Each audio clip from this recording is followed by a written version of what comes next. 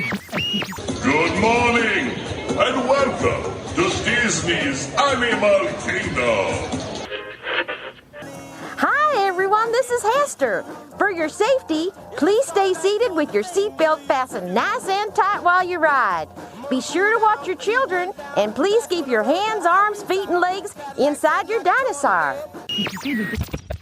This is Seeker. Listen up. We've got to get in, grab the iguanodon, and get out before that asteroid hits. Let's roll! So, from all of us here to all of you there, thanks for coming and have a wonderful day out there in the animal kingdom. WDW Radio, your information station. I have a bold claim to make today, and I am prepared to defend it. Disney's Animal Kingdom is home to the most creative, the most culturally rich, the most diverse, and in many cases, the most downright delicious food of any theme park in Walt Disney World.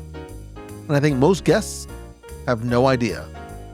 Last week, I was invited by Disney on a full-day culinary tour and adventure through the park. Yay! From a tiny walk-up kiosk that most guests walk right past to a signature restaurant celebrating 10 years of some of the most globally inspired cuisine in any theme park on the planet. I ate things I never tasted before. I met the chefs behind them. Chefs who are bringing their actual cultural heritage, their childhood memories, and their personal travels directly into the food they create for guests every single day. And somewhere in the middle of all this, sitting out in front of the Tree of Life with the sounds of the park all around me, I sat down with Chef Greg Hannon, the culinary director of Disney's Animal Kingdom, to talk about how all this happened, why it happened, and where it's going next. This is not only one of my favorite foodie episodes that I have ever made, but I also have a special announcement at the end of the show. Stay tuned. Let's eat. Hello, my friend, and welcome to WDW Radio, your guide to the Disney parks and experiences around the world. I am Lou Mongello, and this is show number 866. Whether this is your first time listening or you've been with me for more than 20 years since the very beginning, thank you for being here. Welcome home and welcome back. Before we dive in, don't forget to join the community and conversation over in the WDW Radio Clubhouse. Watch the live show every Wednesday at 7:30 p.m. Eastern on Facebook and YouTube, and sign up for my free weekly email newsletter at wdwradio.com. And when you're ready to plan your next Disney trip, whether it's to Disney's Animal Kingdom, Aulani, Disneyland, Hong Kong Disneyland, or Disney Cruise Line, or anywhere on planet Earth, visit my friends over at mousefantravel.com. It's who I have used, it's who I have trusted for more than 20 years for completely free, expert, and personalized vacation planning. So now sit back, relax, and enjoy this week's episode of the WDW Radio Show.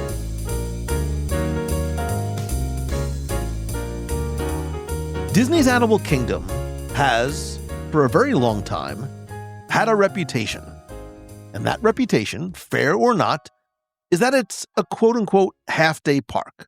You get there early, you ride Flight of Passage, you do the Kilimanjaro safaris, maybe you catch a show, and by noon, 1, 2 o'clock, you are hopping over to Magic Kingdom or Epcot or Disney's Hollywood Studios. That's the plan. It's what a lot of guests do every single day. And look, I get it. I understand where that comes from, because when Disney's Animal Kingdom opened back in 1998, it was built around conservation and animals and wonder, eventually going to be mythical animals. We never got there. That's okay. It's fine. But it was a different kind of park. It was slower and more exploratory and more immersive. And at the time, the food kind of matched those expectations. The food wasn't the reason why you were there. And right now, I think this park is in what I'd like to call a little bit of an in-between phase. Dino Land is gone. May you rest in peace. Tropical Americas is being built. I'm very excited. There's construction happening, and some of the park feels like it's missing something, a little incomplete. So I understand why some guests are shortchanging it or skipping it altogether. But here's what I want to say, and I want to say it clearly. If you are leaving Disney's Animal Kingdom before lunch, you are leaving the best food in a Walt Disney World theme park sitting on the table. Literally. Because somewhere between the opening day in 1998 and right now, I think something remarkable has happened and is really still happening at Disney's Animal Kingdom. The culinary program grew, it evolved, it got serious, and today, I would argue that, that Disney's Animal Kingdom is home to the most creative, the most culturally rich, the most diverse, and I think in many cases, the most downright delicious food of any theme park at Walt Disney World. And most guests have absolutely no idea. That ends today. Let's eat. Because here's the thing about Disney's Animal Kingdom that I think makes it uniquely suited to be a food destination, and it actually comes down to what the park is about at its core. Disney's Animal Kingdom, it's not a zoo, right? Remember when it used to be called not a zoo? It was like sort of the marketing term. Disney's Animal Kingdom tells stories about the world, about cultures, about places, about the relationship between people and nature and the living things we share this planet with. Every land, Africa, Asia, yes, Pandora, and soon tropical Americas, represents a real or obviously imagined destination with its own identity, its own history, possibly imagineered, and its own people. And I think food is one of the most powerful ways to tell that kind of story. Because think about it. When you visit a new country or a new culture, what's one of the first things you do, or I do? You eat. Food is how cultures express themselves. It's how families pass down history. It's how communities and families come together. And at a park that's fundamentally about the richness and diversity of life on this planet and beyond, Pandora, I'm looking at you, food becomes something much more than just fuel for the day. It becomes part of that story. And that's the foundation that the culinary team at Disney's Animal Kingdom gets to build on. And I think the result is a park where chefs aren't just cooking food, they are expressing cultures. They are drawing on their own backgrounds and experiences and travels. They're collaborating with filmmakers and Imagineers and are designing flavors for worlds that don't even exist yet or ever. Pandora, I'm looking at you once again. No other park in Walt Disney World gives its culinary team a canvas like that. And when you add to that foundation the sheer range of what's available, and I promise you probably don't realize just how many food options there are, from an ice cream sandwich at a walk-up kiosk to a signature restaurant celebrating a decade of some of the most globally inspired cuisine in any theme park on the planet, what you end up with is a food program that could meet any guest exactly where they are, give them exactly what they want, when they want, in the way that they want to consume it. Whether you are a budget traveler, we have families with picky eaters. If you are a foodie who is maybe splurging on a special meal, maybe somebody who just wants to go in, grab a great cocktail and a little small plate in a beautiful setting, Disney's Animal Kingdom really has all of it. And I think it does all of it really well. So let's get into it, stop by stop, bite by bite, because last week I was invited on a true culinary tour, expedition, adventure through Disney's Animal Kingdom by Disney. And while I am so incredibly grateful to be able to do and share what I do, some days really are even more special. This was one of them, an entire day. I'm still smiling. That entire day that was really around getting to explore and enjoy not just the food, but getting to understand the story, the people, the chefs behind it. And our first stop was at the Smiling Crocodile. And you might be saying, I don't even know what or where that is. So I want to make sure you can find this because it's very easy to walk right past it. As I think some of the other locations we're going to talk about are, because you are making that brisk, don't run, trek over to Kilimanjaro Safaris or Expedition Everest. So as you enter the park and head towards Discovery Island, you're going to want to sort of bear right, frog left, past the Zootopia meet and greet, past where you'd normally head over towards Flame Tree Barbecue, which I still love, arguably the best barbecue in Walt Disney World, but I digress. And just down on the right, you're going to see a small food kiosk called the Smiling Crocodile. It is very small. I think it's very easy to miss. And it's just a walk-up window. Like, there's no big signage like pulling you in. Do not walk past this, because what they're serving here, and I did not expect this to be my reaction, might be my single favorite thing I ate all day. And I ate a lot, trust me. And this was the very first stop, because here they are serving arepas. They're Colombian-inspired arepas, and there are two different options. There's a pulled pork and a pulled chicken, and they are both served on a corn cake, which is grilled, so it has a little bit of texture on the outside, with an avocado dressing, queso fresco, and salsa verde, served with a mountain of plantain chips, which I love, by the way. It's about $13.49. And just to be clear, when I say corn cake, I don't want you to picture something that is soft and sweet like a piece of cornbread. An arepa is grilled, so there's structure to it, and there's a little bit of a chew to it. And the filling, and my favorite was the pulled chicken especially, because it was almost like a chicken salad consistency because of that avocado dressing, but it was creamy and bright and light and refreshing, and that salsa verde cuts right through it, and that queso fresco adds this little salty bite, and then you have the plantain chips adding the crunch. I'm smiling and thinking, can I make it to Animal Kingdom tonight? And when I'm done recording, it was so good. And I'm like, we're going to eat a lot of food today, and still by the end, I'm like, is this maybe my favorite item here? Yeah, it's one of the reasons why I'm talking about it first. And I think here's what makes this more than just a great snack, because this is not a 1 or 2 bite little snack. This is you can really make a full meal of it, but more importantly, the chef who created the dish, who we got a chance to meet and talk with, Chef Camilo Velasco, is one of the executive chefs over at Disney's Animal Kingdom. He's from Colombia. So this is not from a theme park team sitting in a conference room saying, let's try and do something with Latin or Colombian-inspired flavors.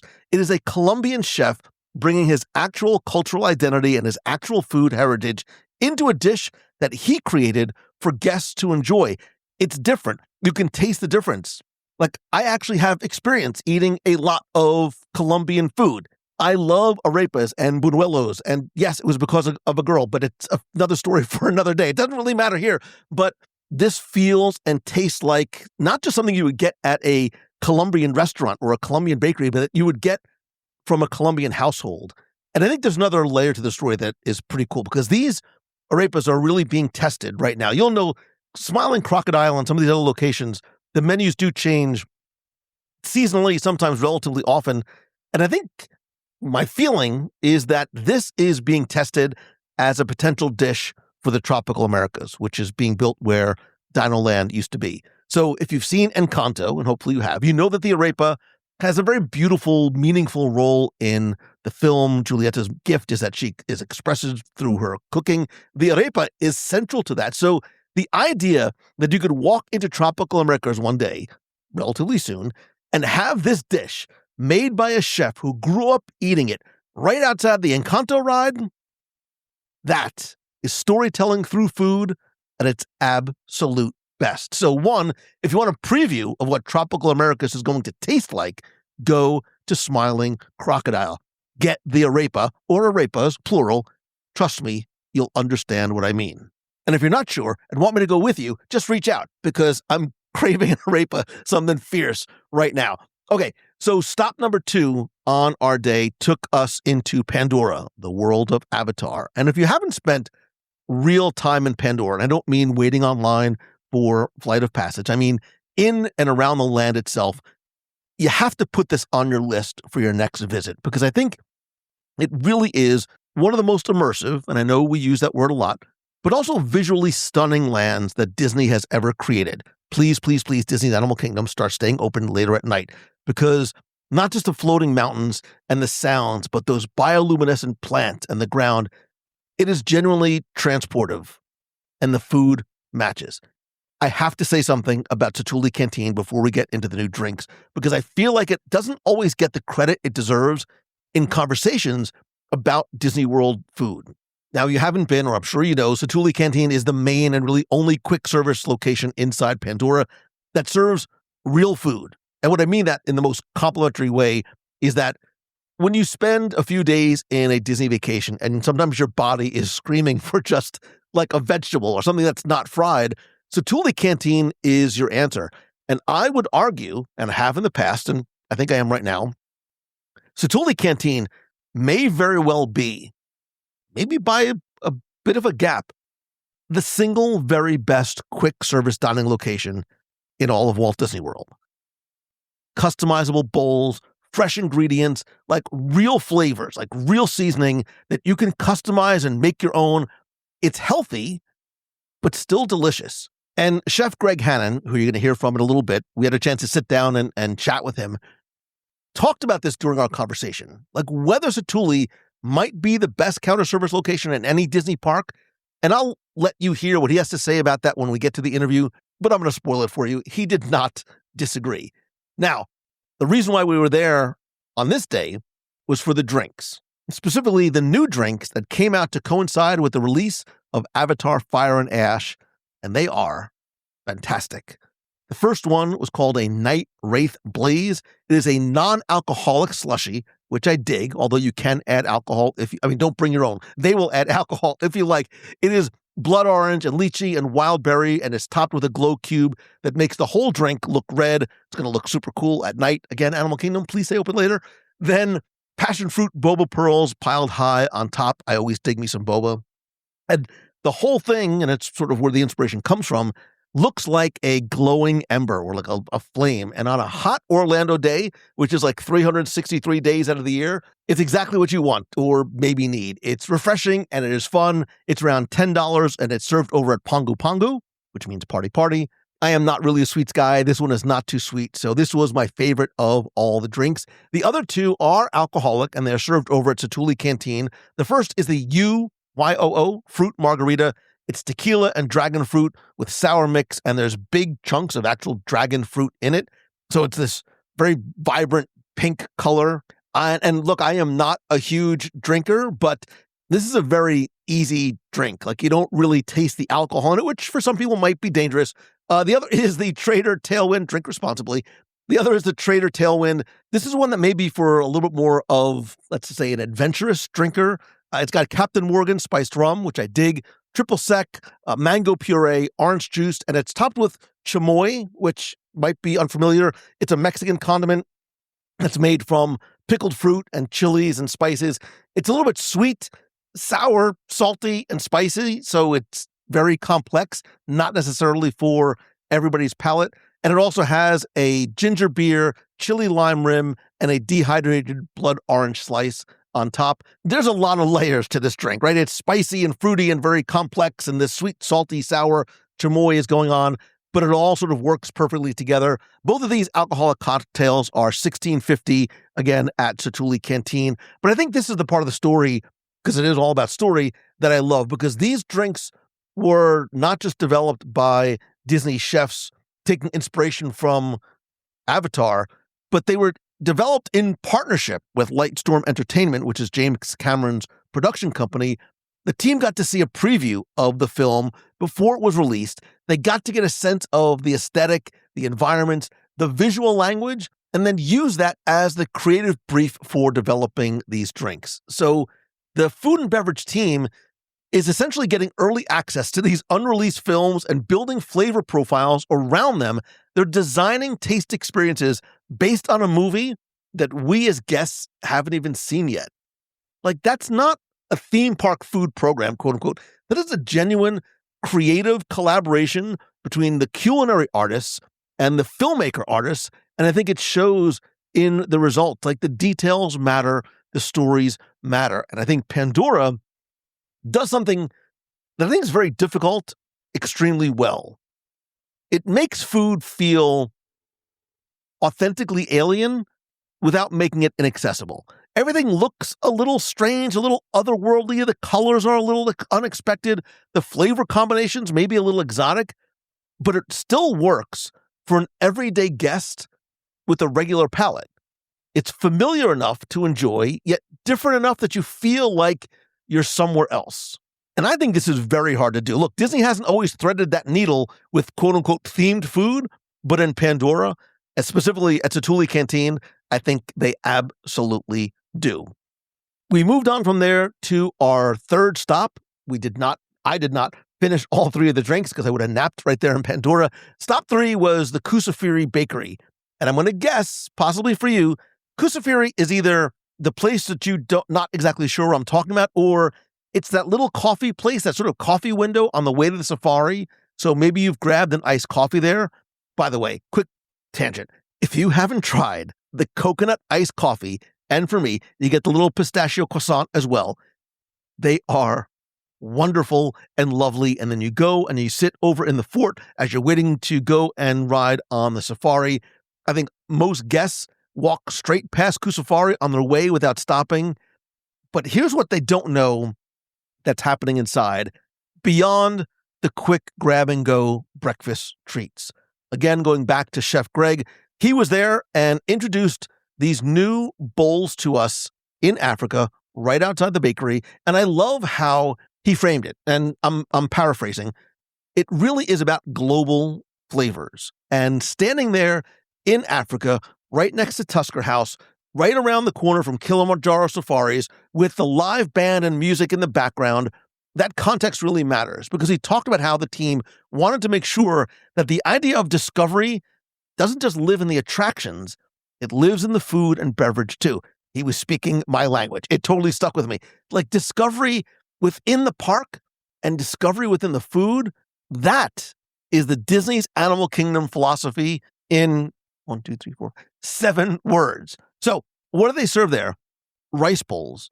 And I don't mean rice bowls in like the sad theme park cafeteria sense. I mean real, flavor-forward, big and heavy, beautifully composed rice bowls. I'm starving again. That rival anything you will get at a fast casual restaurant outside the park. And just for context and relatability, and I am going to release a video where you can actually see these, but especially for audio context, think Chipotle, big Chipotle-sized portions. Literally, like this is not just a little snack rice bowl. This is a meal. That beautiful yellow rice is jollof rice, which is seasoned with paprika and turmeric and cumin and just a touch of chili pepper, although it is not spicy at all. So don't let the word pepper or cumin or turmeric or paprika throw you off. But on top of that, you have 2 different protein options for the main bowl. There's a Moroccan spice braised beef and a chimichurri marinated chicken. It comes with this cool cucumber and tomato salad and tzatziki sauce. $16.99 if you want both meats together, which I think is the play. $12.99 for just one. And what I love is that there is a plant-based bowl option as well. Has a traditional picadillo style made with impossible meat, sort of cumin forward with green peppers, onions, olives, and raisins. Same cucumber salad, plant-based aioli. This is $12.99. I loved this one. And what I dig is that the flavors is sort of this mix of North African and Mediterranean influences. It's not very spicy. So if you don't have a high spice tolerance, don't sweat it, literally and figuratively. But it is super flavorful and layers of different textures and flavors. It is not the kind of, I'll call it generic theme park food that you find in some places where everything tastes like it was designed to not like be too spicy or offend anybody, and it ends up sort of tasting like that, like it's a sort of a nothing burger. But I think Chef Greg mentioned something that I thought was a great insider tip. If you're in the mood for something a little more traditional after all this global flavor exploration, Harambe Marketplace, right around the corner, also has core items like a harissa chicken wrap, a nice plant-based couscous and lentil salad. So Africa, I think as a whole, has literally something for everyone in your group, no matter how adventurous and or picky you might be.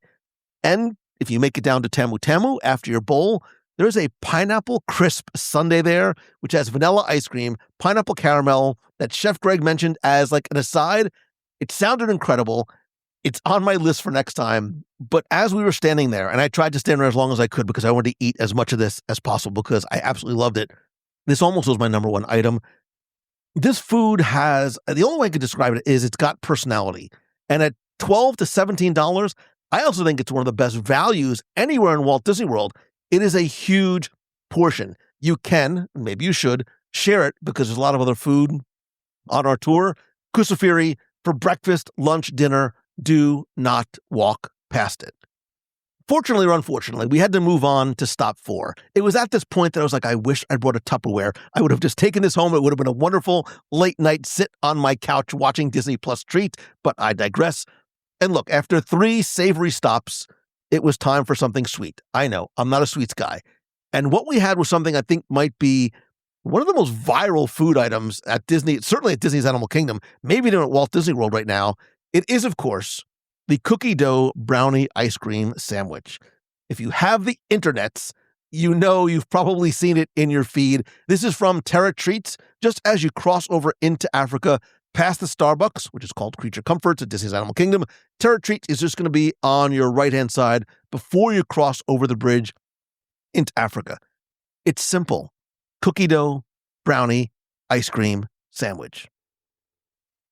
Do I need to sell you on this anymore? I don't think I do, but I want to quickly tell you the story behind it because I think it makes it taste even better. We got a chance to meet the chef who created this, Chef Kelly, who is a pastry chef at Disney's Animal Kingdom.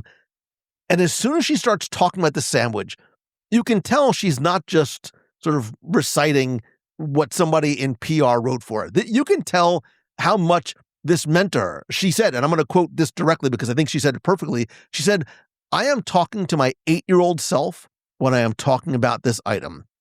As a kid, as all kids do, loved cookie dough ice cream, but I was always frustrated. I get you, Kelly. She's always digging around the ice cream to actually find the cookie dough bites. I was the same way. I thought it was just me. She even remembered telling her mom, there's not enough cookie dough in here.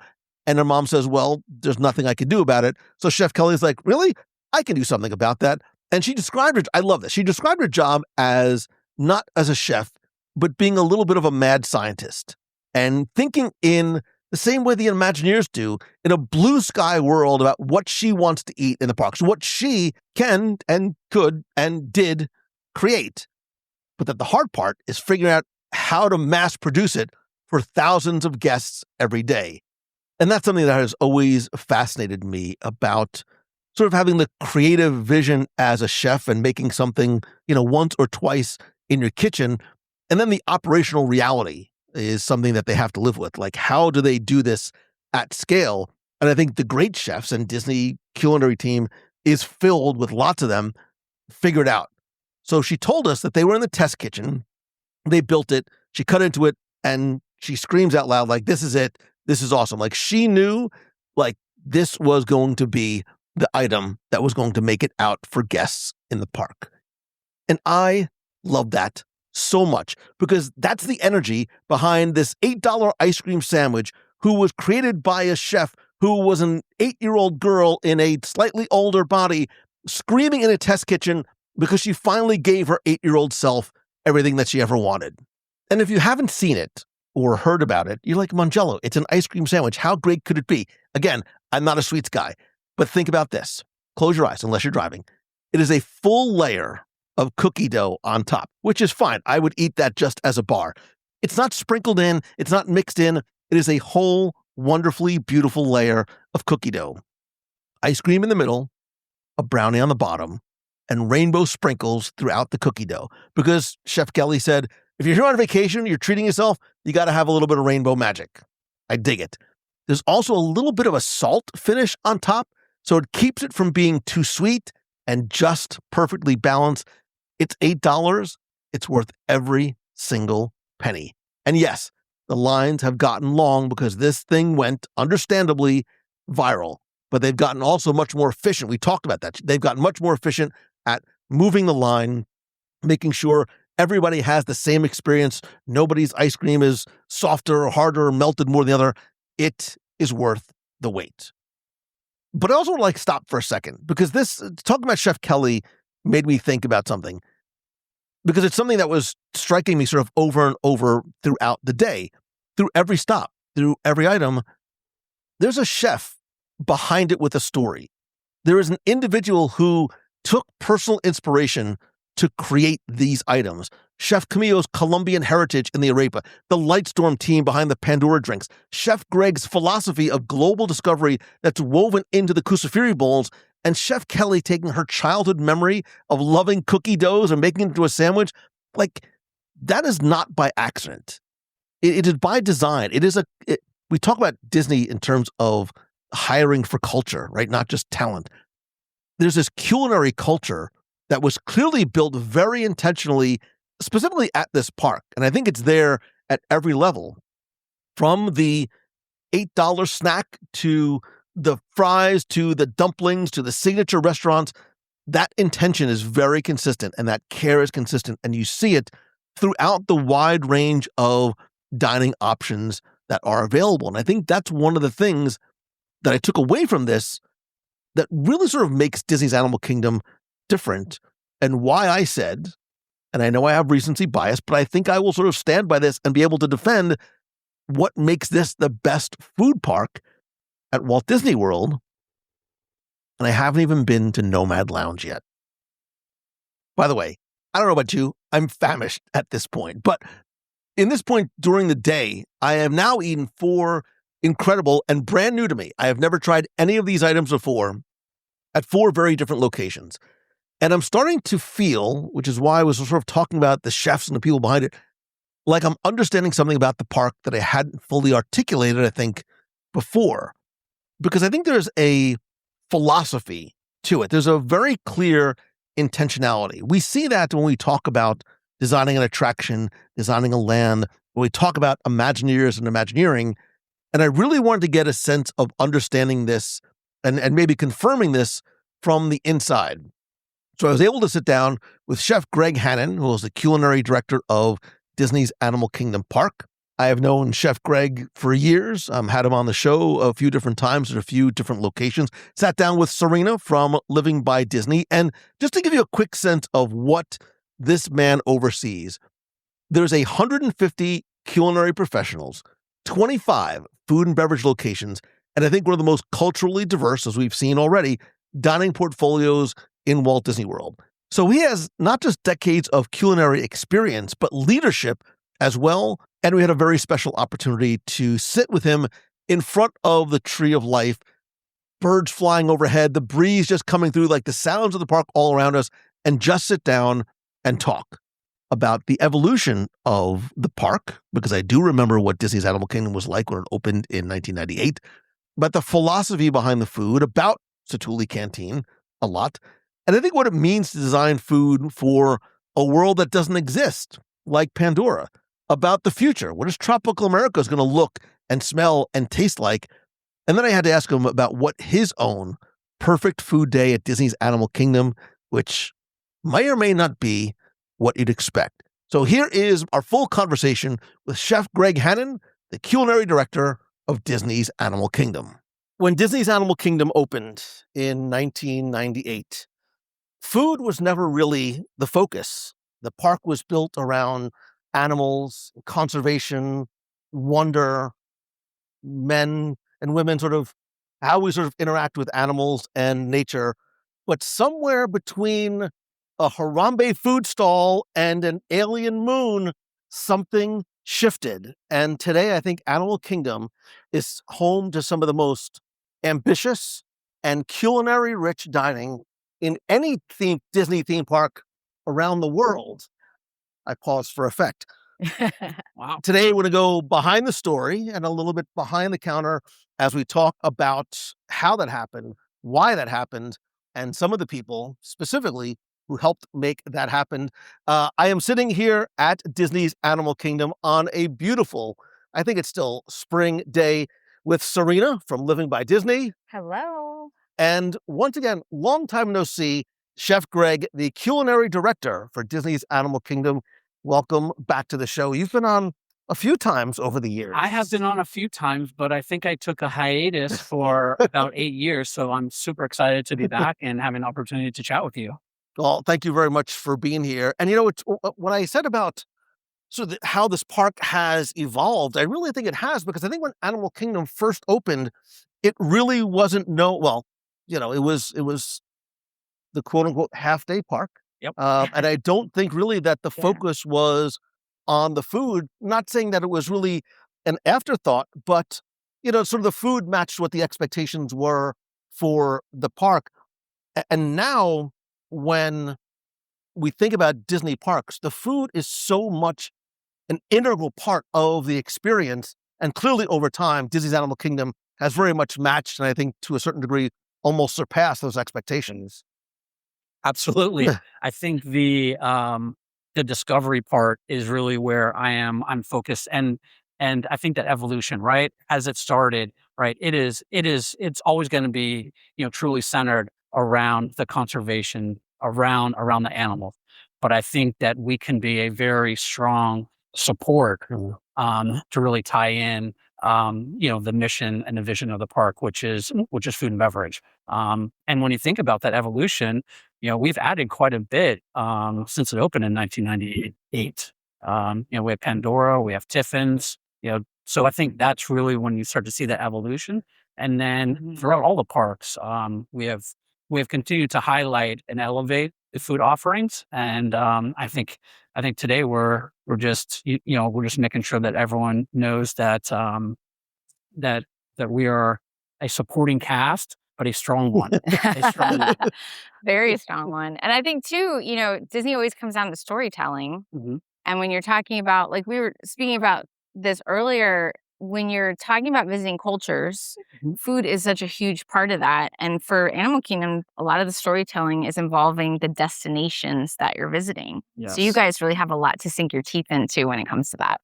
Yeah, absolutely. And with my hiatus from your show for 8 years, I was at Epcot for quite a while. Okay. And we did talk about cultures and we talked about food. Yeah. And I think this is just a great place to really intertwine, because we have lands that are themed towards certain countries or certain continents, right? When you think about Africa, you think about Asia. I mean, what better to integrate food and culture than here at Disney's Animal Kingdom theme park? I mean, it's kind of almost like a no-brainer to me.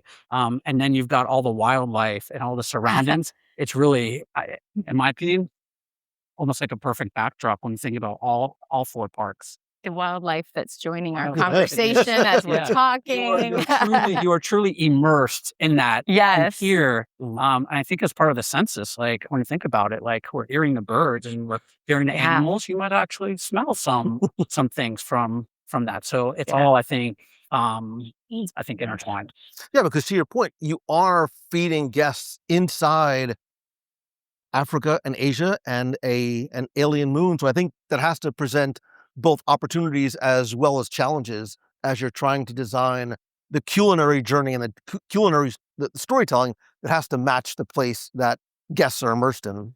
Yeah, and we're really trying not to make sure that we are touching, all price points. So from a budget standpoint, also from the demographics, because we want to make sure that we have some of our core or traditional items. So as we talked, we have Harambe Market that's got, our bacon double cheeseburger or bacon cheeseburger, excuse me, no doubles. Maybe I'm the one that's wishful thinking. It's You can order 2. Right? You can order 2 or chicken strips, but then you can just go, right around the corner, to Kusfar Bakery and have some rice bowls, but then you can be transformed into the land of Pandora and have some cheeseburger pods, which that is very different.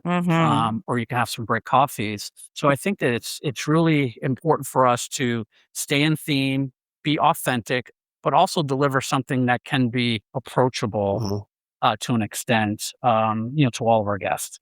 And I want to talk about sort of that balance of authenticity and approachability. But you mentioned Pandora. We were chatting earlier this morning, and I think we are in agreement that Satu'li Canteen, and I may or may not be willing to die on this hill, might possibly be the single best counter service location in any park, period. And obviously Pandora has no real world cuisine to draw from. So how do you design food for a place that doesn't exist? Like, what does that creative brief for Satu'li Canteen look like? So we don't want you to die on the sword, but I would agree with you. I might be on that same side. I think it is the best. I think that when you think about the food that's there and how we are doing it, we are wanting to take somewhat familiar foods, but also integrate some different flavor profiles and some approachability, but also working with some of our partners in Lightstorm to understand what are some of these themes, what are some of these inspirations that they have when they are storytelling throughout their movies. And how can we kind of bring that back? So when you think about for the breakfast offering, we've got that the blueberry cream cheese, I believe, on the French toast. It's just a little different, right? It looks a little out there, but still familiar. Same with the ube cold brew. I mean, it was super good, So right? good. It's cold Yeah. brew. So good. Some people like ube, but the look of it is like that's not on a normal planet, Absolutely. right? It's not on our planet. It's in another planet. So I think we're trying to do that by ensuring that we're partnering with the creative individuals with Lightstorm to kind of make sure that we're telling that true story. So that's what we're trying to do. And Lightstorm being James Cameron's Group. Yeah. And so sometimes you're pulling from stories that you haven't even heard yet because the movies maybe are still to come or about to come. Yeah. Yeah. So one of the inspirations that we had was from Fire and Ash. Yeah. So we have a dessert there that is a banana chocolate caramel mousse. It's got some sesame crumble. And if you look at it, there is a chocolate garnish that kind of is like going in like almost like a curve. Well, that was an inspiration of a smoldering fire pit in a scene from the movie. Well, we were able to see that scene, and then we were able to draw inspiration based on that. That's cool. So it's pretty cool when you start to get images or even scents or smells that might be on that planet or in the movie, and we're able to get some of those little, the information a little bit ahead of time to start to figure out how can we support the movie. Yeah. So unlike Pandora, you mentioned Harambe Market, which when it opened, I felt it shift. Like I felt it all shift from a culinary perspective, and it very quickly became my and my family's, like it was our go-to place.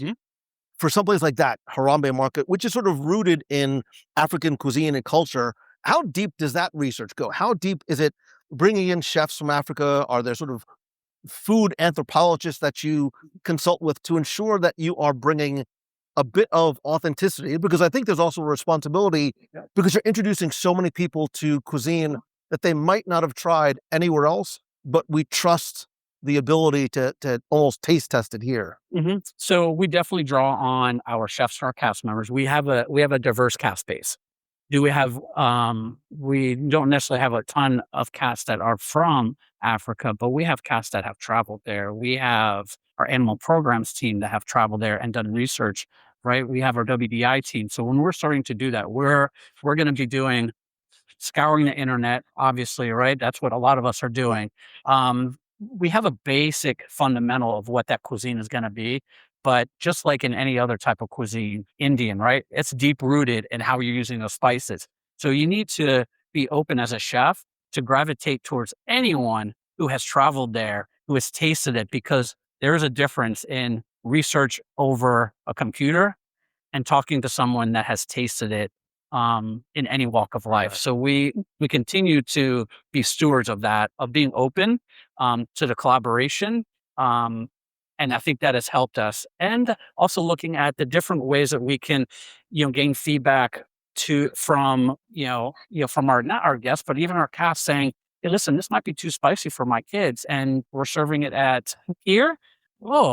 Because for me, it was great. So I'm really trying to make sure that we're touching all those bases, have a well-balanced, have authentic food, but also somewhat approachable or not too spicy. Or if it is going to be spicy, we're going to put it spicy, and it's going to pack a punch. Yeah, because that's an interesting balance that you have to sort of maintain, which is authenticity versus something that is approachable. Because I think when I mentioned the word responsibility, I think for a lot of guests, so for example, we had arepas this morning, which might be someone's first foray into trying food from Colombia, and it opens up not just their palates, but the doors to say, hey, now when we're out, we can go try a Colombian restaurant. We can try Indian food because we've had butter chicken or something somewhere. So you are really sort of having that responsibility of introducing such a huge portion of the population to foods that they might not have tried otherwise. Yeah, and speaking of the arepas, we have Chef Yes, please talk more about the arepas. Yeah, These they are were so good. Yeah, and they're we really met Chef Camilla, who was amazing. Right. So he is amazing. He is from Colombia, but we also have other chefs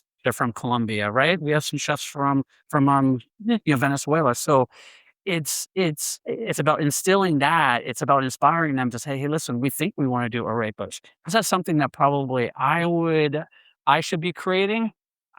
Maybe not. Mhm. But if I have that vision of what it should be, I'm going to then go to truly the content experts. Mhm. We have a chef that you'll meet later on, Chef Daniel. He had just traveled to Colombia. He is from there. So it's like, all right, what did you just taste? Right. And that is, I think, the key of what we're trying to do to not only inspire, but also have authentic flavors and food.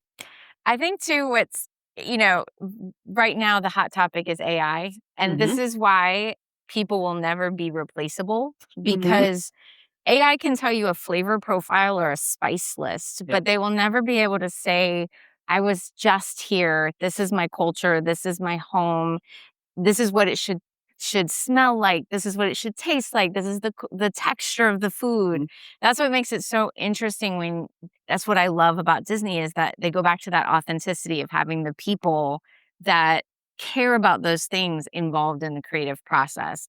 And you can tell as a guest, like, you don't have to have a super refined palate to be able to appreciate the difference. Yeah, and I think that we as the chef team or as a culinary team, we really have our ears open. So when we hear about our cast members and they have traveled, and we're going to talk to them and ask them what their experiences are, because it is so important to us to protect the I'd say the integrity of what we're trying to articulate, and not mislead or misguide someone to say, hey, these are arepas, and then it's totally off of what the arepa should be. It's like, we have done the research, and we have met with individuals, and we've met with others just because Chef Camillo says so.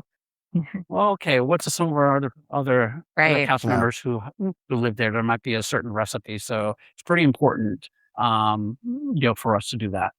Is there a menu item that you could think of, like, that is secretly the most authentic one that maybe guests don't think about, they don't have on the radar, but in your mind, like, this is the one you need to try to really give you a sense of flavor? And more probably, like, we're introduced to so many cultures through their food. This is the one that really is going to sort of open your culinary journey to trying something truly authentic. I love Tusker House. I love lunch and dinner there. The food is, I think you're going to get some great authenticity, great authentic flavors, I think. And it's a great opportunity for you to, one, just have fun with the characters, first of all, because I hope we all love characters. You like characters? I do. Okay. All right. I'm just double checking if you've changed. I do. I'm still a 7-year-old kid trapped in a slightly older, much more huggable, non-threatening design type body, but it's fine. Good. I think Tusker's packs that you can taste so many different salads, couscous. I've never had lentils. There's a lentil salad on there. There's curries, and it's not so overbearing where you're like, oh. And so I think Tusker has that. It has authenticity, little bites that you can try because it's a buffet. I think that's I think that's a hidden one. That's a good one. I think that's a hidden one. It's a good one. I really do. So I have a question for you. All right. So a lot of my listeners are planning their next trip. Okay. And they're looking at it from a standpoint of, like, what is a perfect day? That's what I talk about a lot, like a perfect day. So if you're a foodie and you're coming to Animal Kingdom, from your perspective as a chef, what is your perfect food day at Animal Kingdom? Perfect food day. I know. I'm taking notes. All right. Where would you start? Well, I think I'm going to start at Satuli. I'm going to walk over there. I'm going to have the ube cold brew. Okay. I might skip breakfast there, only because I'm going to try the pancake breakfast sandwich that's got some sausage, egg, guava. So a couple small bites because I have to leave room. We got to pace ourselves. We do have to pace ourselves. Absolutely. I would hit the Safari Bakery and I would do the beef and chicken bowl. And the reason why I still want to leave room because I'll probably then, I got to walk it off. I'm I'm over in Africa. I'm going to make sure I go on the safari. I might hit Mr. Kamal's for some dumplings. Okay. Simple but good. Okay. Excellent Simple but good. choices. And just to let you know, I can eat. Yeah. Okay. So I can eat. So I'm going to hit dumplings. I'll probably have fries because I do like fries. And Why not? it is, they're somewhat approachable. They are approachable. Smoked paprika on there, really good. Yes. But I am going to leave room for Tiffins and Nomad if I can. And if I can't get into Tiffins, Nomad, great cocktails, great wine list, small bites. You're going to be able to taste them later, but really some great menu and just an awesome setting. So I think I'm going to start off with coffee and at Nomad Lounge. I think that's the perfect day. This right here. Yeah. This is why we're friends. This is it. If it wasn't inappropriate and super hot, I'd give you a hug right now. I was sweating not just from the heat, but because that is like a perfect good day in the park. And that's what I mean. Like you can sort of have a culinary, like as we've had today, have sort of a culinary exploration and journey. And if you open yourself up to the experience and trying something new, I think you're in for a real treat. And you talk about places like Tiffins and character meals, but where I think Disney's Animal Kingdom has really started to shine, and today I feel like you turned it up to 11, is with the quick bites and the counter service locations. I think some of, counter service often moves very, very fast, but some of the best places like Flame Tree and Satuli and Harambe allow you, and I think almost require you to sort of slow down a little bit.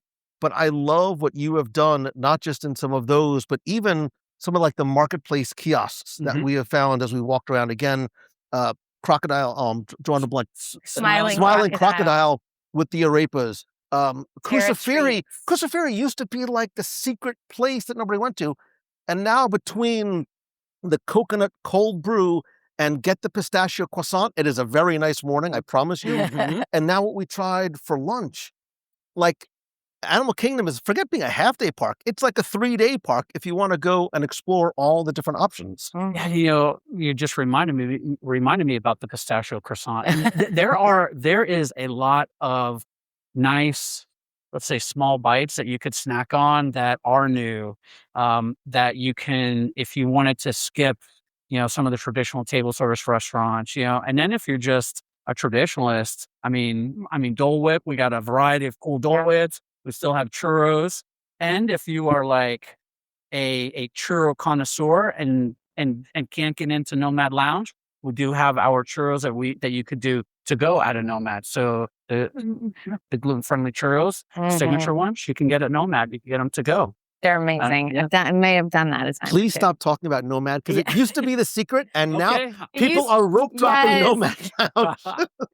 For real, Nomad is no longer a hidden gem, but that's okay. That's okay, because it truly is an exceptional dining spot. It really is so good. Yeah, I've had full meals, and if you get a chance to sit outside, it is. But I think that's the beauty, and I was thinking about this today. It's not just about the types of food and where you can get it, but it's also the speed. And what I mean is, if you want to have something that's a quick grab and go, maybe you want to slow down a little bit at a Satuli or a Harambe market, or you want to have a very nice, leisurely, very upscale meal at Tiffins, which sometimes you forget that you're dining inside a Disney theme park when you dine there. You do have that. You can sort of pace out your day however you want from a dining perspective. Yeah, and the setting is super cool. Story rich, immersive. We're sitting here. We're I know. Look at this. Tree of Life. You can hear the waterfall. I think this park lends itself to that immersiveness. And yeah, you can take your time, Lou. You can have some of our traditional offerings. You can go on the other side, have some really flavorful, authentic food, and then you can really just enjoy yourself. And that's what's kind of hard to pick. Like you're asking, perfect. Picking your favorite child. I know. Yeah, exactly. And I'm a huge fan of Tusker and our table service, but our focus has been over this past year to really focus on some of our outlying areas and really kind of bring them and make them some, some destination items. Yeah. And then when we find them, be proud of them and, we'll just keep going with them and see where it takes us, And Animal Kingdom's just growing. You've got Tropical Americas coming. Yes, we do. Whole new culinary experience there. Yeah, we have a team that is working hard on, making sure that whatever comes to life in Tropical America supports that story. And we're super proud of that. And I think, as you have seen, what we've done so far, I think that's just going to translate so well into the future, of Tropical Americas. Yeah, because it's so incredibly regional and diverse. You really have sort of a huge blank canvas almost which to paint on. How early in the process are you and your culinary team starting to think about what are the dining experiences going to look and more importantly taste like from there? And do you need a taste tester? Asking for a friend. We would volunteer as tribute. I'm sure that you'll be taste tested. Before anyone else.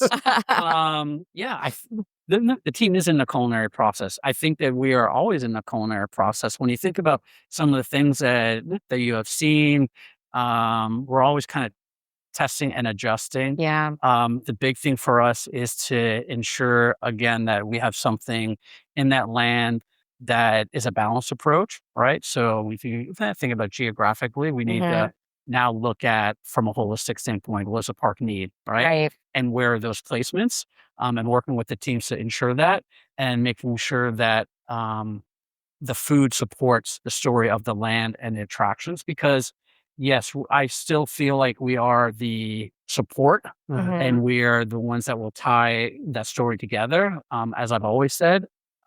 So hard to give you what it will be, but I will tell you, one, it's going to be great.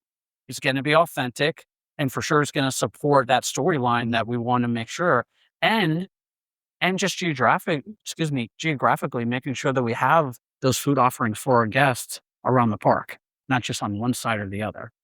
It's a little bit harder to balance that. Yeah. Well, you mentioned support, and it makes me think, it takes people to make a dream reality. And you help lead 150 plus culinarians over 25 different locations, which is insane scale for something that still feels so very thoughtful and curated.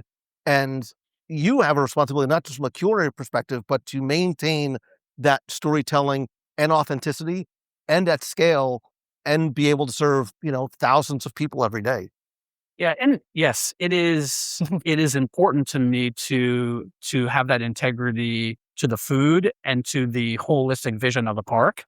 And we're really focused on that, on making sure that we have a well-rounded portfolio of food and beverage offerings, and to inspire the chefs and the cast to think about something new and to bring to life their travels. Because when you think about, Tiffins or Nomad, it was about their travels, right? Tiffins is about their about travels, for the park research. And so we can also draw on that inspiration. And as we're traveling, we also are able to bring some of this back, and share with, the culinary team. As a leader, how do you train someone not quote unquote just to cook, but really help sort of understand and tell a story through the cuisine that they're preparing for a guest? I think it's sitting down with them and articulating some of the whys, articulating that there should be a holistic view and vision. I think as well that through collaboration. So although we have over 150 cooks or culinarians, we have a chef team that we have a very open relationship and dialogue to talk about these things, and sharing the experiences that I have, and having the opportunity to invite them and to be open about speaking and having, it's not feedback, can be just a debate. Right. I think that's what also curates it. The food. I remember years ago when we spoke, you talked about how you are not just a trainer and a teacher and a leader, but you are a sponge too, right? There's so much global influence from so many diverse cast members coming in from different reasons that you are a learner as well too. And it's not just having a debate, but a dialogue and be like, hey, that is a great idea. And it's something we can integrate into a menu.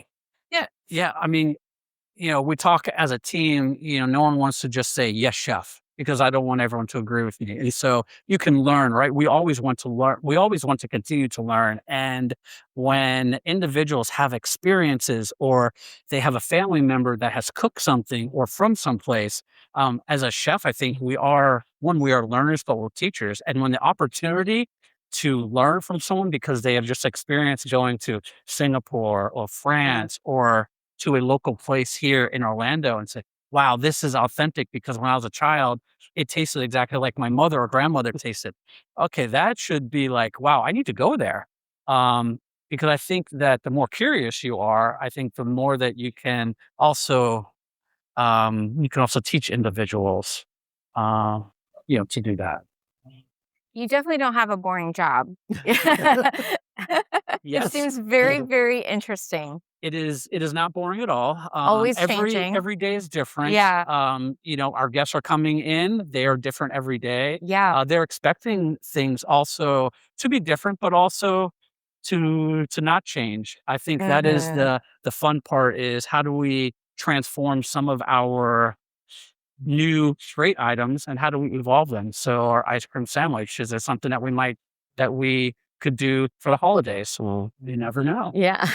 Right. There and you so go. I think, Yeah. You keep with that and say, well, I wonder if we change the flavor profile or did something like that or decorated it different because it's Halloween. I think that's the cool thing is like every day we are thinking about how to still have what guests are expecting, but is there a new surprise and delight that's uncovered when you uncover the wrapper? Yeah.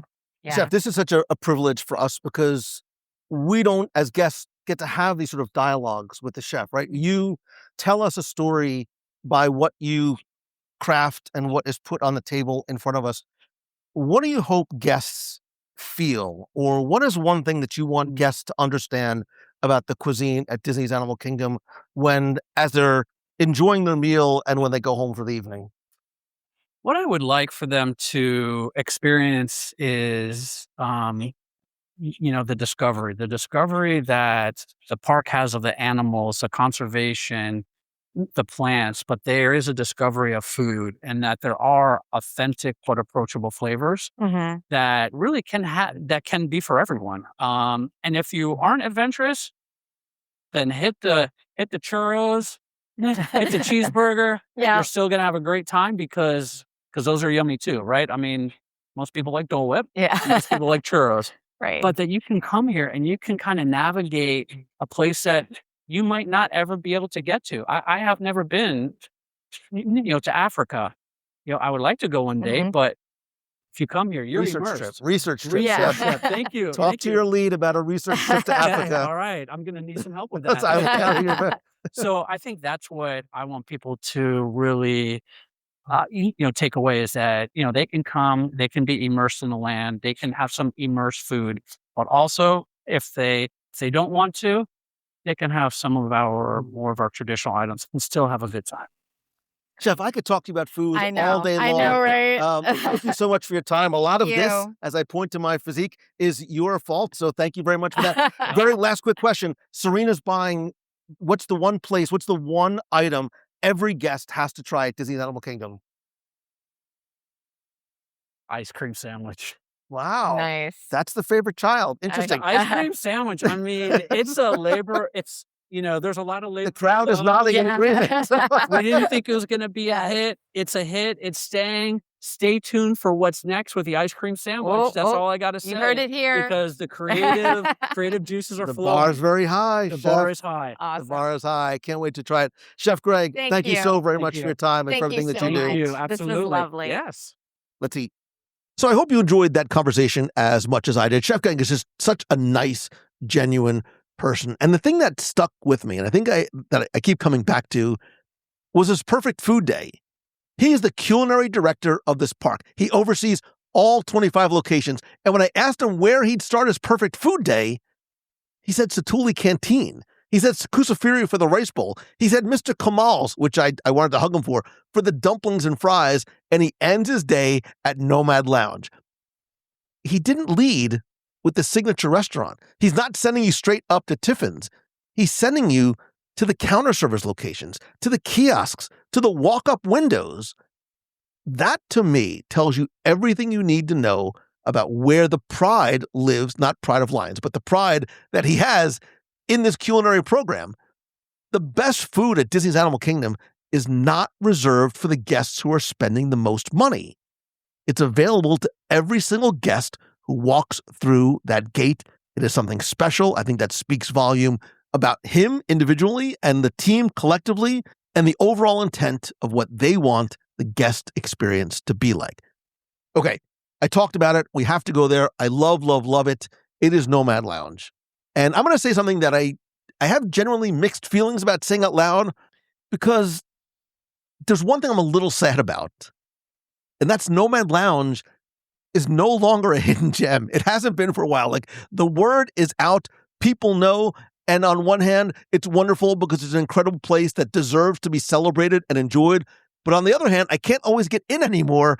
And that breaks my little heart just a little bit. Like, people are rope dropping. I'm not kidding. They are rope dropping Nomad Lounge. And I think that speaks volumes about this location. So if you haven't been yet, here's what you need to know. Nomad Lounge is located right next to and joined up with Tiffins, which is the signature restaurant at Disney's Animal Kingdom. They actually share a kitchen and a culinary team. So what you're eating at Nomad Lounge, that's Tiffins food. It is signature restaurant quality food in a walk-up lounge setting. That's the deal that you're getting. It doesn't take reservations. It is a walk-up waitlist situation. But here's the move. I don't want to tell you this either. Open up your My Disney Experience app about 20 to 30 minutes before you want to go. Find Nomad Lounge and join the walk-up wait list. You'll get a text when it's your turn. Usually, like I said, 20, 30 minutes or so. Very manageable. I have seen it get longer on busier days. I've seen them close the wait list entirely when it gets crowded. So don't wait until you're starving and standing outside. I think Nomad Lounge deserves to treat it like an attraction. Plan your day around visiting Nomad Lounge. I promise you will not be disappointed. Now, onto the menu, because this was a surprise to me. So, for some reason, I went into Nomad Lounge before our next culinary stop.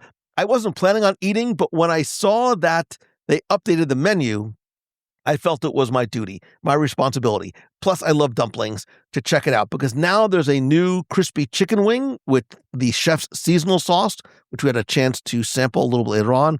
It is fantastic. There's churros, and it's important because the churros at Nomad Lounge are legendary. They are naturally gluten-free, and they keep the churros as a menu constant. But what I love is that they change out the dipping sauces. And right now, there's a vanilla sauce and a seasonal blueberry sauce. I have 3 words for you. You know what they are. Get the churros. Always get the churros. We also had a chance to sample a grilled beef kofta, Kofta, which is think like meatballs, meatloaf, like minced meat with spices and onions and herbs, and that's shaped into little balls or patties that's either grilled or fried or baked. Here at Nomad Lounge, it has a sort of, think like a Middle Eastern-inspired beef skewer with hummus, herb honey, yogurt, pickled red onions is so good, and roasted garlic naan bread. It is phenomenal. Oh my God, I want to go to Nomad Lounge right now. There's also sticky pork ribs with black sesame barbecue and pickled cucumbers. There are wild mushroom dumplings with dim sum sauce, a little chili crunch, and roasted mushrooms that are incredible. We stopped in Nomad Lounge as just sort of like a little layover point before we went into our next scheduled time at Tiffins, and they sounded, and the server sold us on them, deservedly so good that we ordered food before our next food stop. I am so happy that I did. And then there's also something that they call the Traveler's Provisions, which has warm onion naan bread, which I love, served with a trio of dips that include roasted garlic hummus, roasted eggplant, and a beautiful beetroot spread. It's sort of a little earthy, and it's got roasted red peppers and walnut. So if you want something to go that's shareable with your little cocktail or your little beverage, something to kind of graze on from your seat, this is what you get. I think it pairs nicely with one of the, I think there's probably around 10 to maybe a dozen specialty cocktails. I really like the Lamu Libation. I know I said earlier that I'm not a big drinker. I really am not, but I like the Lamu Libation and the Leaping Lizard. I also like the Balinese Breeze, which is a non-alcoholic drink with mountain berry tea, simple syrup, and lemon juice. They also have a passion fruit vanilla flavored iced tea. I'm a big tea guy, so I dig it. But we were able to try a number of these different items on the Nomad Lounge menu. I still think it is one of the best lounges in Walt Disney World. I know I've been saying for years that I am going to do a lounge review, top 10 lounge review. I've reviewed Nomad Lounge in the past, but I totally dig the new and updated menu. And don't let the word lounge fool you. You can, and I have made this a full, wonderful, shareable meal. And if you get a chance to sit outside, especially later in the day when it's a little bit cooler, you can hear the sounds of Pandora, get views of the river. It is wonderful. And then there's Tiffins, which is the signature dining restaurant at Disney's Animal Kingdom, right next door to Nomad Lounge. It's celebrating its 10th anniversary this year, which is 10 years of being, in my opinion, I think one of the top upscale dining experiences at Walt Disney World. And I say experiences deliberately because it is not just about the food that is served on your plate. We got to spend a little bit of time at Tiffins with Joan Hartwig, who is an executive creative director at Walt Disney Imagineering, who worked alongside legendary Imagineer Joe Rohde in helping to create Disney's Animal Kingdom, including Tiffins. And she's been with Disney nearly 40 years. And she said something early in our conversation and this tour that she gave us of Tiffins that I keep on coming back to, which is that she said the restaurant is really about reminding guests of the importance of discovery and that emotional payoff of travel and discovery. And I get that. Like I understand what she means because, yes, I've been very fortunate to have been able to travel around the planet, but it really is also the whole idea behind Tiffins because it's not just a restaurant. It's a window into how Disney's Animal Kingdom was made. And I think a lot of guests either overlook that or don't realize that because it's not necessarily laid out and explained to you. But as she takes us through, I'm like, oh, like I get it. When you walk into Tiffins, you are walking into a space filled with the actual research trips that the Imagineering team took while designing and building the park. Every photograph on the walls, the sketches, display cases, the tile work, the carvings, these are not things that they bought on Temu or sourced from a stock library. Like, these are photographs she personally took. The people in those photographs are the Imagineers in the Himalayas, in Tibet. These are sketches that the Imagineers, including Joe, made in the field. These are artifacts that they brought back or recreated from their travels to places like Nepal or Indonesia or Kenya. And she shared this cool story about being in the Himalayas when they were building Expedition Everest and this detail of the prayer flags that you see on the way to the attraction and on the attraction. And in order to get them to look authentically weathered, as they would be in the sandstorms and windstorms of the high Himalayas, she put them in a cement mixer with little pebbles and then ran them through. That's the kind of level of detail and research that went into this park, went into this restaurant, because, and this is a Michael Eisnerism, everything speaks and every little detail matters. And I was fascinated, trailing behind her, listening to her tell all of these stories. But I think the important takeaway was that at Disney's Animal Kingdom, they're not trying to idealize these different locations around the world. They're trying to reflect them and reflect them accurately. The good, the complicated, what's real. And I think this philosophy that Disney has always had of respect and I think humility towards the cultures being represented is really baked, no pun intended, into every corner of this park. So, for example, there's a room inside Tiffins that is devoted to conservation. If you spend time really looking around, you can understand the mission and the message that is being reflected there. And in the center is a totem that was carved by a family of carvers in Bali that Disney has worked with for over 30 years. And I loved how she talked about how this family is like family. Like, it's not just a business transaction. It is a partnership that they have built and a relationship that they built over decades. And what was an unexpected, pleasant surprise was to find out that Joan is now the creative lead for Tropical Americas. The same person who helped build the park, who put those prayer flags in a cement mixer, who danced with Maasai women in Africa, who brought back these handmade items from places like Kenya. She is leading the team that right now, as we're sort of talking about this, is doing that same level of intensive field research to build the next chapter of Disney's Animal Kingdom. She talked about how they are in the field constantly and how what they are building is going to be beautiful. And I believe her because I'm standing in what she helped build in Disney's Animal Kingdom. And she's understandably confident because they've built something extraordinary before. So if you're wondering, if you're thinking about Tropical Americas, I think we are in very, very good hands. Now, the food. Because the food at Tiffins is as extraordinary as the space it lives in. And I love that Tiffins remains an a la carte restaurant. And it's not like a prefix menu, which I love because it means you can completely customize, like Satuli, you can customize the experience to your appetite and to your budget. So if you want to share an appetizer or split an entree, skip dessert, or get multiple desserts, you can do that. If you want to go full multi-course wine pairing, you can do that too. And I think that makes the restaurant more accessible than people might assume. By the way, the signature bread service. God, if bread was healthy, I would be an Adonis. The bread service is the way to go. It's beautifully presented. If you've been to Boma at Animal Kingdom Lodge or Sanaa and you love the bread service, it's the same sort of spirit, a little bit more elevated. And for appetizers, we had a nice little sampler platter, which are some of my favorite words. There was a Korean barbecue pork belly bao bun served with pickled cucumber and a little bit of cilantro and green pepper slaw. There was also a crispy fried cauliflower coated in this manurin sauce with green onions. Both were excellent. And if you've been to Tiffins in the past, the menu has a few signature items that have really been there since opening day, including the whole fried fish of the day, which is always a sustainable fish, whatever's in season. There's also a grilled beef tenderloin, which some other folks at the table had, which looked beautiful. I went for the butter chicken, which if you've had sort of Indian-inspired butter chicken in the past, it's not what you're expecting. It's a little bit more elevated, less saucy than you might think. Not spicy at all. It's served with 2 large pieces of bone-in chicken. Actually, one of my favorite parts of the dish was a samosa that were served alongside with it and a plate of fresh vegetables. And then we had, again, a nice little sampler platter of desserts. It was a caramel flan.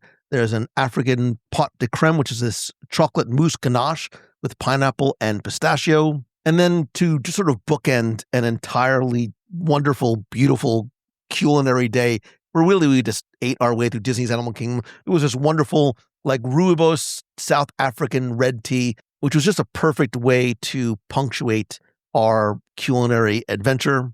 But I think the thing I want you to take away from Tiffins is if you haven't eaten there before, if it seems like it's too upscale or foofy or expensive for a quote unquote theme park restaurant, if the prices might give you pause, it is absolutely worth it.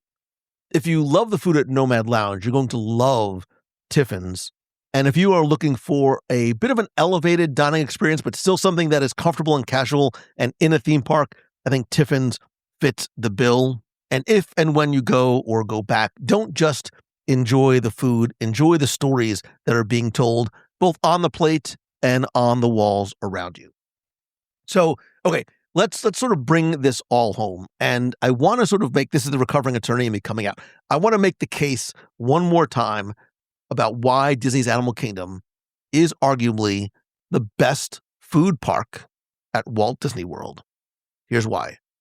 I think the range is unmatched. I don't think any other park gives you the full spectrum from the ice cream sandwich made from a kid's memory to a world-class signature restaurant celebrating 10 years of globally inspired cuisine and everything in between. The rice bowls, the arepas, the bao buns, the dumplings, the arepas. I really love them so much.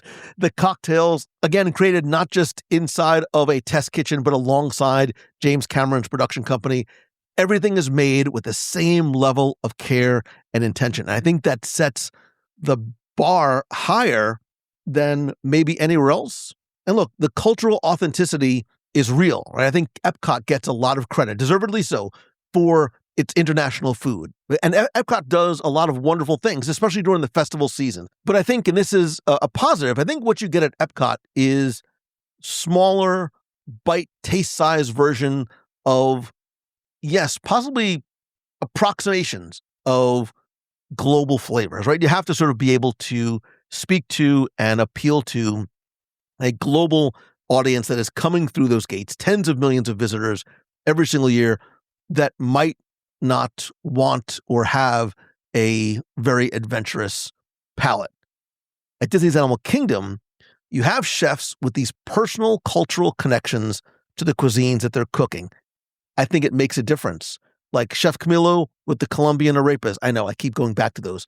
The flavors from Africa and Asian that are woven into not just the sit-down restaurants, but the quick service bowls by chefs who've studied these traditions and take it seriously. I think they take that authenticity very, very seriously, and you can taste it. Because the food tells the park's story. We always say that I think the best way to experience a culture is through their food. Disney's Animal Kingdom is about the world on a global scale. It's the culture, it's the animals, it's the ecosystems, it's the conservation. It is the wonder that we have for places that maybe we might not ever get to visit in real life. And I think food is a layer of that story. It's not just this add-on thing. It's not, quote unquote, the parenthetical chicken tenders and burgers and fries. It's not a supporting player. Like, it is woven into the experience at every level. I think the park and the food are telling the same story. And to that end, I think Disney's Animal Kingdom rewards a different type of visit from guests. It has always been, and I think always should be, a place that rewards us as guests for slowing down. It rewards us for exploring. There's a reason why, like when it first opened, there was no directional signage. Joe Rohde and the team wanted you to go and get lost, right? To wander. It rewards the guests who puts down the rope drop checklist mentality and just wanders. That sits in a lounge, not worrying about rushing to what the next attraction or show is. It rewards you for trying and ordering something that you've never had before. It has always rewarded you for talking to a cast member, starting a conversation, asking them about where they are from, how authentic is this food to maybe where they come from. It's about like taking it all in, just sort of breathing it all in. I think that is the Disney's Animal Kingdom experience. I think a lot of guests don't ever give themselves. And I think the food, and I feel even more so now after this food adventure that I was privileged to go on, is what makes this experience so very rich. So that's what I want to leave you with. And this is less of a tip and really more of an invitation to you. On your next visit to Disney's Animal Kingdom, don't necessarily plan your day around the attractions and then hope to fit food in around them. I would flip it. Plan your day around the food. It's a very Lou Mongello thing to do. And then let the attractions fit in around that. Plan a full day. Animal Kingdom and you deserve it. Start off at Kusafiri with the coconut cold brew, and I personally love the pistachio croissant. Or if you want to actually sit down inside, go over to Satuli Canteen. They have an ube cold brew and a breakfast menu, which is fantastic. Go over to Smiling Crocodile. Please, I'm begging you. Get the arepas. Trust me. Get this.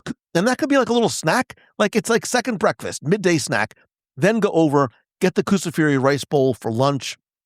Yes, go on the safari. Go see the Lion King. But go wander the Discovery Island trails. Strike up a conversation with some of the cast members who can tell you stories about the animals that you're seeing in their different habitats. And then I wanted you to do something that is not in any guide. It is not on any map. Go find a bench. Put your phone in your pocket or your purse. Get yourself a snack or a beverage or both. And savor and enjoy eating something delicious in one of the most beautiful places Disney has ever created. Close your eyes. Listen to the sounds of the park. Listen to the sounds of the animals and the birds. Every now and then in Florida, we do get a nice breeze. Listen and enjoy that, especially if you're there in summer. Slow down, because that is where the magic of Disney's Animal Kingdom really shines through. And I think, especially after this experience, again, thank you to Disney for inviting me to change the way you approach it. Look at the food first. Look at the food as your invitation to slow down long enough to actually feel what this park was designed to do. Do not sleep on or in Disney's Animal Kingdom. I think it has very quietly been building something remarkable for 27 years. And I think right now, from a culinary perspective, Disney's Animal Kingdom is absolutely at its best. But now I want to hear from you. What has your culinary experience been like at Disney's Animal Kingdom? What is your favorite place to eat? What is your hidden gem menu item? What is the thing that you have to get every time you go? What has been the greatest culinary discovery that you've had there? Or where do you want to try that maybe you haven't been before? Answer any or all these questions. Share your thoughts, opinions about Disney's Animal Kingdom from a culinary perspective with me and with us by calling the voicemail at 407-900-9391. That's 407-900-WDW1. If you're at Disney's Animal Kingdom, if you are enjoying the ice cream sandwich, 2 or 3 or 7 arepas, if you're sitting at Tiffins, or enjoying the views from the lower level of Flame Tree Barbecue, call the voicemail, share it with me, or come be part of the community and conversation. I'll post this question and this topic over in the WDW Radio Clubhouse on Facebook at wdwradio.com/clubhouse. I hope that you enjoyed listening to this as much as I enjoyed getting to experience it and telling it and sharing it with you. Huge thanks again to Disney Parks and Walt Disney World for the access and the opportunity, and enormous thanks to Chef Greg Hannon and all the chefs that we got to meet throughout the day for sharing their passion and their stories with us. The food is great, but I think the people behind it are even better. And obviously, the biggest thanks goes to you. I'm talking to you, the one person who's listening, for being part of this community, for trusting me with a little bit of your time every week. This opportunity would not come without you, and it means more than I can say. So thank you, thank you, thank you. And I look forward to seeing you and hopefully eating with you in Disney's Animal Kingdom again soon. If you were right here, I'd ask you, if you could eat one thing from Disney's Animal Kingdom right now, what would it be? Call the voicemail, share it on social. Oh, and be sure and check out my Instagram. I'm going to share videos of my top 5 things that I ate at Disney's Animal Kingdom, and I'm going to share a video about the Kusafiri breakfast and where I like to go to sit and enjoy it in a quiet, peaceful locations. Okay, now I'm starving. I need to get some food. Thanks again.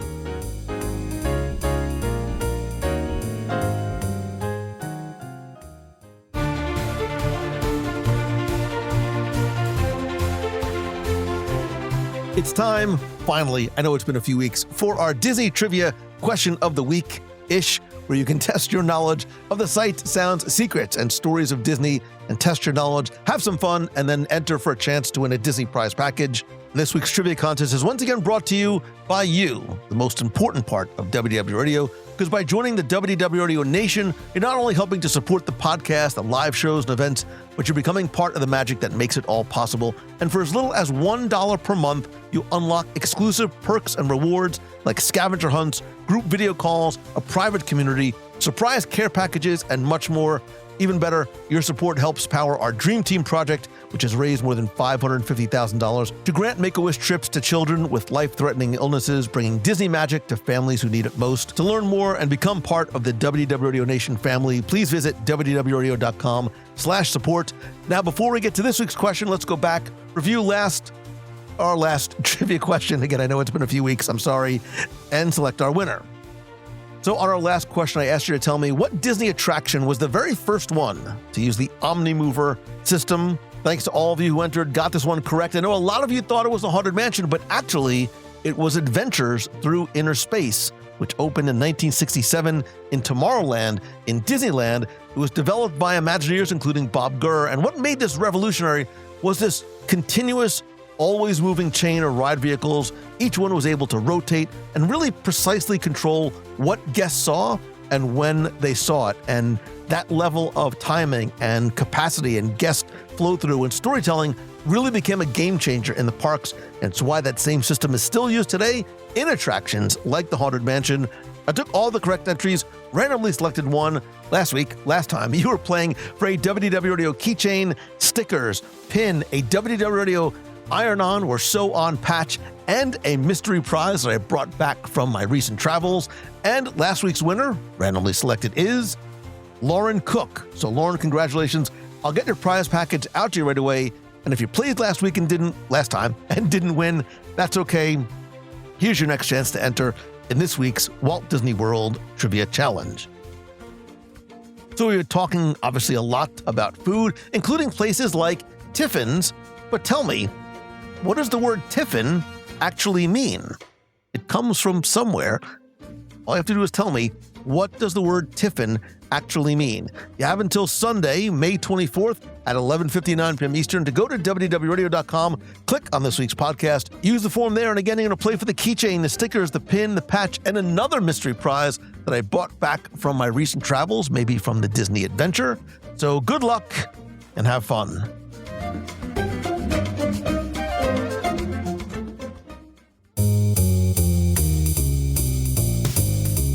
That's going to do it for this week's show. Thank you once again for being here and for letting me be part of your day, your commute, your workout, your walking the dog, whatever it might be. If you enjoyed this episode, please do me a favor, share it with someone you think might enjoy it as well. And if you can, rate and review the show over on Apple Podcasts or in Spotify. Don't forget to join me over in the Clubhouse. Be part of the live show. Call the voicemail and connect with me on social. I am at Lou Mongello on Instagram, Facebook, and LinkedIn. I'd love to hear from and chat with you there. I'm so grateful for the life and the opportunity that you've given to me and that I get to share with you. And if you are a content creator, a podcaster, blogger, anybody who's building something around a passion and you've been trying to figure out how to actually make money doing what you love, I want to tell you something I'm doing on June 6th. I'm once again hosting a live, virtual, online, you don't have to travel anywhere, monetization workshop. We're going to get into the real, practical strategies for turning your content and your community into actual income. No theory, no fluff, real actionable stuff that I've learned more than 20 years of doing lists. You're going to be able to get your questions answered, leave with a blueprint and workbook and more. Spots are limited, and you can visit LouMongello.com for all the details and to grab your seat. And if you're wanting to go deeper and spend a full weekend surrounded in person by other passionate creators and entrepreneurs in the most inspiring place on the planet, my Momentum Weekend Workshop is coming back to Walt Disney World this October. It is a 4-day, one-room, 50-person immersive workshop where we work on your business, your brand, your content, and your mindset in Walt Disney World during Food and Wine Festival. That's no accident. I know of no better backdrop for thinking bigger, dreaming louder, and if you've been on the fence, this is me telling you, do not wait on this one. You can learn more about the monetization workshop or the weekend workshop in Walt Disney World over at LouMongello.com. And if you are thinking of or planning your next Walt Disney World or Disneyland vacation, maybe you want to spend a day like I did, eating my way through Disney's Animal Kingdom, it reminds me that the best Disney experiences don't just happen. They take a lot of planning, knowing where to go, when to go, and how to make the most out of every single moment, every single bite, and every single dollar. It's exactly why my friends over at Mouse Fan Travel, it's what they do for every single guest they work with. Becky Mankin and her team have been planning magical Disney vacations since 2005. They're an authorized Disney vacation planner. They know the parks, the ships, the resorts, and yes, exactly where to eat. Whether you're planning your first visit to Disney's Animal Kingdom or your 50th, they make sure you don't leave a single thing or a single arepa on the table. And here's the best part, their expert planning service is always completely fee-free. Disney pays them, not you, so there's no additional cost to you whatsoever. Visit mousefantravel.com to start planning your next adventure and tell them Lou sent you. All right, that's going to do it for this week's show. Thank you again for your time, your friendship, your love, support. It means more than you know. If there's ever anything I can do to help you, please reach out and let me know. Be kind, choose the good, be the good, set an example for others, and always keep moving forward. Have a great day and even better tomorrow. So until next time, I love you. See ya.